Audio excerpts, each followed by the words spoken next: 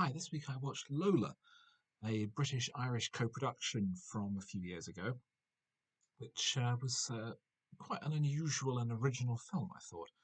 It's the story of two sisters, orphaned at a young age and living in a dilapidated mansion house in the 1930s, who between them invent a machine that allows them to pick up TV and radio signals from the future.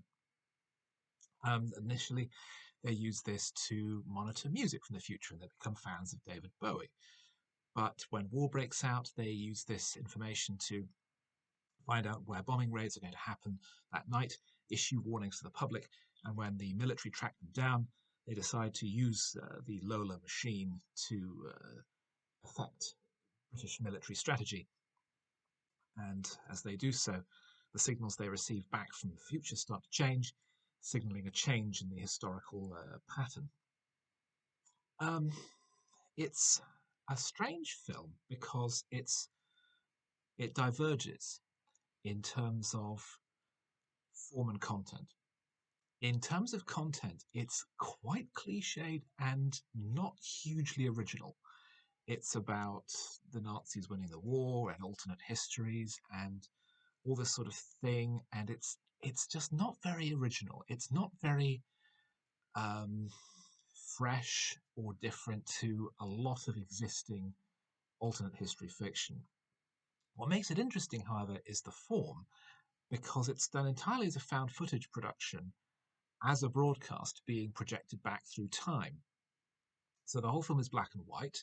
The whole film is filmed within the scenes themselves, often by the actors themselves, with film cameras being, or very old-fashioned film cameras being used for scenes, digital compositing to uh, combine historical and newly shot elements, a lot of stock footage, a lot of subtle visual effects, and the the form result I think works extremely well. We get two very strong performances in the lead roles. I thought were very impressive. There are a few overall characters, but it works by virtue of it being contained. The film was shot during lockdown, so it has that sense of it's all been filmed in one place with a cast of maybe 8 people and occasionally some extras wearing Nazi uniforms. The scenes that are a little more expansive, there's an execution sequence which was extremely well staged and extremely well directed. It demonstrates that the director does have a sense of greater vision and ability to handle a wider scale of production. And I thought that perhaps as a first feature, this shows promise because it's very much in the execution that it succeeds rather than the original content. It does wind itself up and have a satisfactory ending, but it does feel, again, derivative of alternate history and time travel stories, very much like the film Primer.